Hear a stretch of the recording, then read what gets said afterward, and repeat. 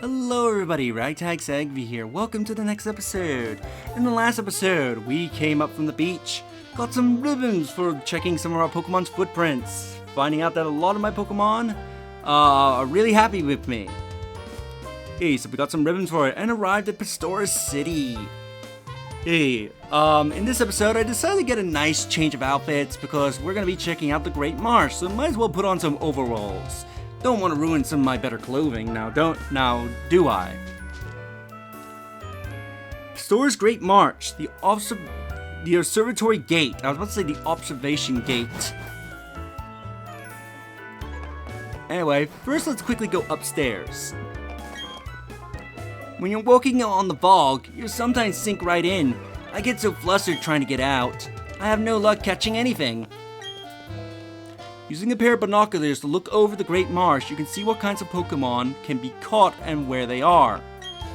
So the Great Marsh, you can pay $100 to look at the binoculars and see where Pokemon are. Pokemon here change daily.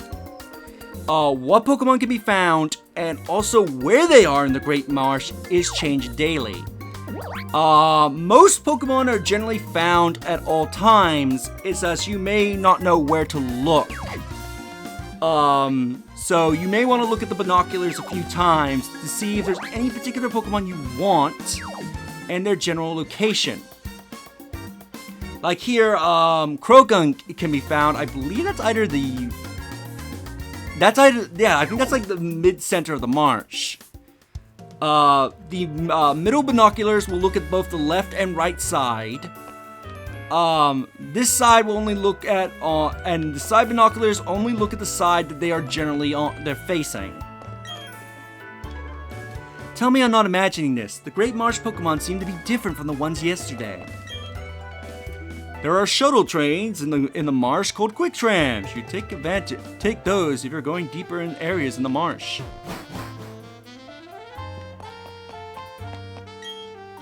Welcome to the Great Marsh. Is this your first safari game? When you enter the Great Marsh, you will receive 30 safari balls.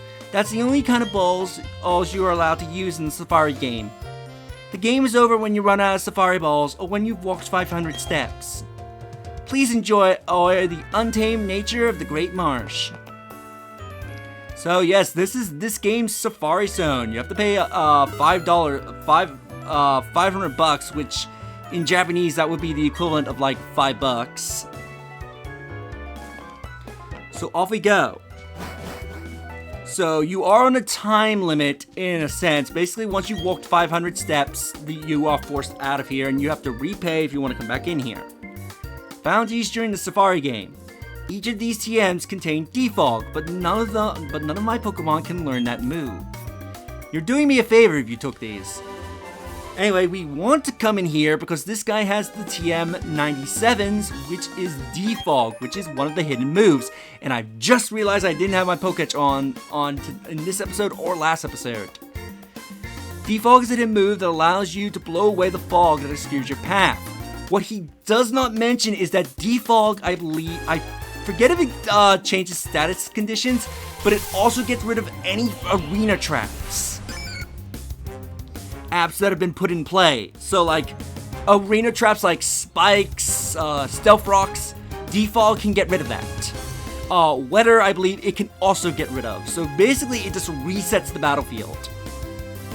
Anyway, here's how the Great Marsh works. You cannot battle the wild Pokemon in the Great Marsh. You cannot use your Pokemon. You only have 4 options, which is Ball, which throws one of your Safari Balls, Bait, and Mud.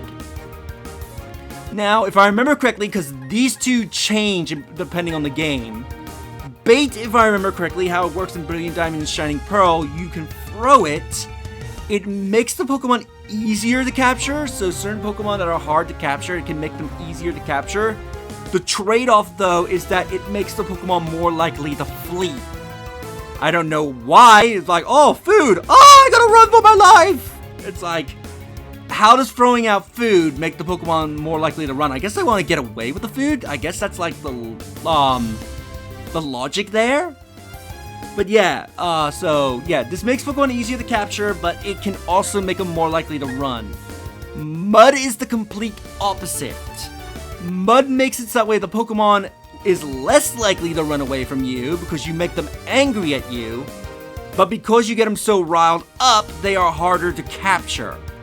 So yeah, if you're facing a Pokemon that's rare to find, this can be a good way to keep them in the battle, so you can try to capture them, but do note that this does negatively affect you, as it does make them harder to capture. So yeah, Bait makes it easier to capture, but they're more likely to run away. Mud makes it harder to capture, but they're more likely to stay. So yeah, you are forced to throw your Safari Balls at Pokemon that are at full health. The Safari Ball's capture rate, I believe, is the equivalent of a Great Ball, if I remember correctly. Not to mention the Safari Balls in this game look absolutely sweet as, with like the camo print on it. And we got ourselves a Wooper. It lives in the cold water, half burying itself in the mud at the bottom to sleep.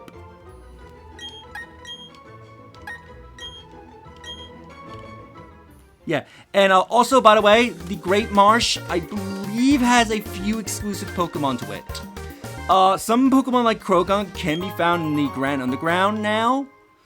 But I think there are at least 1 or 2 Pokemon that's currently in the Great Marsh. The Great Marsh will eventually add more Pokemon. There's a few Pokemon that can only be found here. So yeah, you have to try and capture them at full health. Which again, the more common Pokemon you're not going to have too much trouble with. I say this as it fails to capture a Marill. But the more rarer Pokemon that obviously have lower capture rates, tend to, wow, this Marill's being a jerk, tend to be harder to capture. So let's use some bait. Just to show off what the bait does.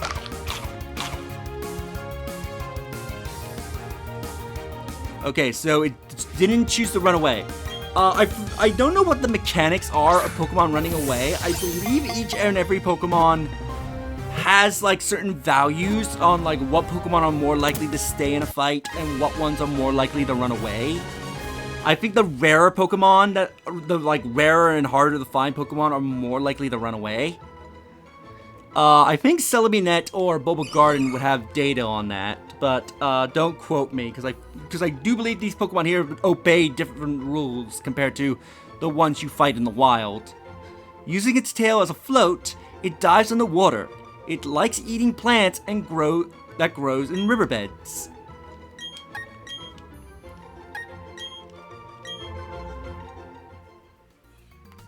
Also, there are a few items scattered throughout the Great Marsh, so you may want to look around for them.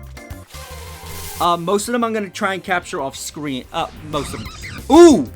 Speaking about rare Pokemon, we got Carnivine here. Carnivine, I believe, is one of the few Pokemon you can only find here in the Great Marsh. And actually, for a while, it was actually one of the team members I was considering. I was considering using a Carnivine for a while, but I don't know, I might hang on to it just in case I do want to go back and use it, but there's another grass Pokemon that I had in mind that I've not actually personally used before, so I wanted to challenge myself with this Pokemon once we eventually get it. But yeah, a Carnivine I believe you can only find here in the Great Marsh. Unless it does appear in the Grand Underground and I don't remember it, I think you can only find it here. It attracts prey with its sweet-smelling saliva, and then chomps down. It takes a whole day to eat its prey. That is dark. Love how the Pokedex entry can be really dark when it comes to some Pokemon. Now the mud. Now the marsh is actually got a very, very, very good welcoming change compared to what it was in Diamond, Pearl, and Platinum. You may notice that I'm walking on grass in the marsh, in the mud, but in certain spots there is no grass. Like that spot with no grass right there. If you walk in any spot in the original Diamond and Pearl and Platinum, didn't matter what part of the marsh you were walking in, there was a chance you would fall into the marsh and get stuck. And you would have to wiggle to get yourself free. Wiggling did use up steps in the Great Marsh. So it was a real nuisance. Let me see. Let's try area 2. Oh, nope. I went by where I wanted to go.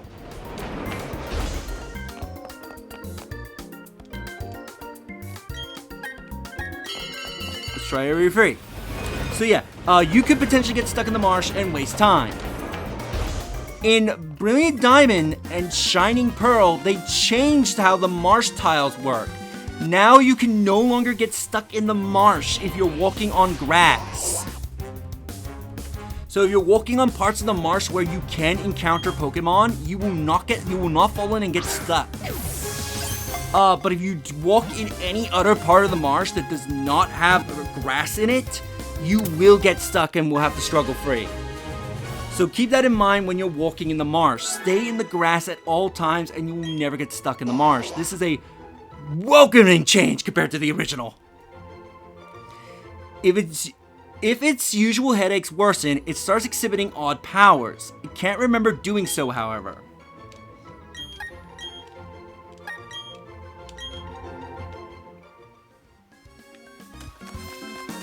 The reason I came here, because, yeah, there's an item right there. Plus, I think it said Krogunk could be found here. That Krogunk is currently in this part of the marsh. So I'd like to actually try and find a Krogunk and capture it, because I forget if I need Krogunk for anything. When you're walking on the boggy parts, sometimes you'll get stuck down. Getting free of the bog takes time, which is a luxury in the Safari game. Well, kid, you don't know that they changed it for the better. As long as I stay in the grass, I'm never gonna get stuck.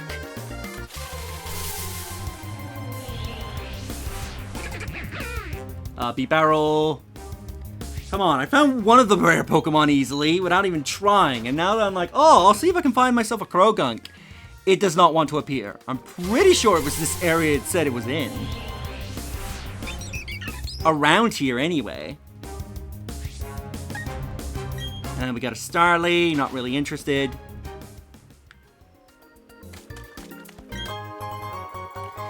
Also another thing to note, they use the Great Marsh design from Diamond and Pearl. They don't use the Platinum design. There's a Krogunk. Yeah, they sadly don't use the Platinum design, but I think the Platinum design of the Great Marsh was actually considered better by a lot of people. 2, 3... Oh wow, I easily caught that Krogunk. I thought like, yep, it's probably gonna burst out like once or twice and then maybe run away. Its cheeks hold poison sacs. It tries to catch foes off guard at jabbing them with its toxic fingers. No, I did not want to nickname it. Go into the box, because I forget if I need a Krogunk for anything. But catching it would be beneficial, because then I have more Pokemon I can show off to that guy, and the town's name I think I was butchering when we were last there. I think it was like Soljin or something like that. Yeah, I think it was like Soljin Town or something like that. I think I was calling it like Sanjin Town or something. Which I only worked it out, I was butchering the name of that place after I left it.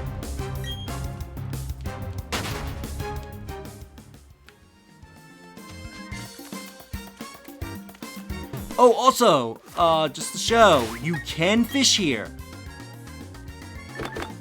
And I think there are some Pokemon that can only be found via fishing. And I think Pokemon you can find later on when you can actually surf on the water. So let's try and find something through fishing. Luckily, fishing, as far as I'm aware, doesn't take up a step. So you can fish as much as you want. You can stay in place and fish for as much as you want. For like Pokemon that can only be found in the water via fishing.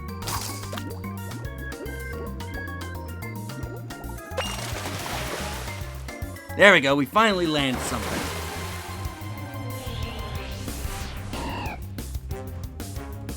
Barboach, which I think I forget if this is exclusive to the Great Marsh. No, you can find them in the underground. I just remembered, they are findable in the underground. Because I don't know if they are available yet in the underground.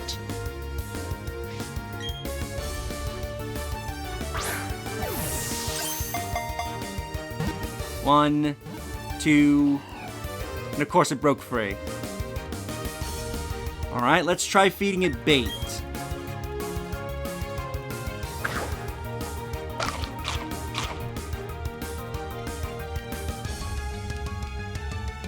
Yeah. Oh, also another thing you may have been noticing that I haven't mentioned yet. Pokemon you capture in the Safari game does not count towards your experience. What? Oh, come on! I fed you bait! And you're still like, nah, bro, I don't feel like being captured. But yeah, Pokemon that you capture in the Great Marsh do not count towards freaking course, it's a Magikarp. I'm not catching you. Wait, I've not caught a Magikarp before? Really? Okay, well, I'll capture it for the Dex entry, because I thought I have caught a Magikarp. Ooh, and critical capture, too. Of course, I got a critical capture on Magikarp, of all things. It's said to be the world's weakest Pokemon. No one knows why it has managed to survive. But yeah. Tons of Pokemon you can find here. I think the Pokemon you find here are different over time. That is so true. We get a Great Ball. I think there's an item hidden in every zone. At least one item hidden in most of the zones of the Great Marsh.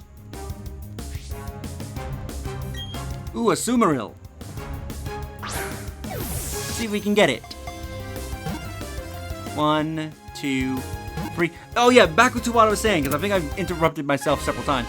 Yeah, Pokemon you capture here in the Great Marsh do not count towards gaining experience for your Pokemon on your team. It's a Pokemon that lives by water, even though it's normal type before it becomes a water type. It moves quickly on land by bouncing on its big tail. So yeah, basically, yeah, don't think you can come here and just capture a bunch of Pokemon to get some free experience for your teammates. That's not gonna happen.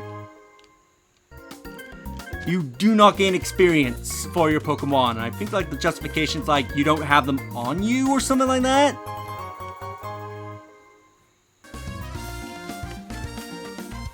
So yeah, only come in here to capture what you want to capture.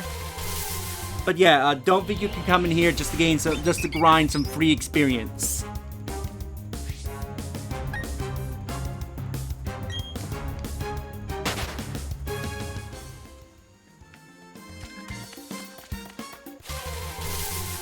Anyway, let's spend whatever amount of time we have left here. Maybe try and find some Pokemon I haven't encountered yet. Oh, by the way, very important thing to note for shiny hunters. Pokemon can be shiny here. Go upstairs to the observatory before you start your safari game. Check out the marsh with binoculars to see the Pokemon you want to happen to be. That's how you win. Yeah, Pokemon here can be shiny. Any Pokemon that can be found here can potentially be shiny. So they still abide by the shiny rules. It's thus... The big difference is that the Pokemon can obviously... Ooh, we ran out of time.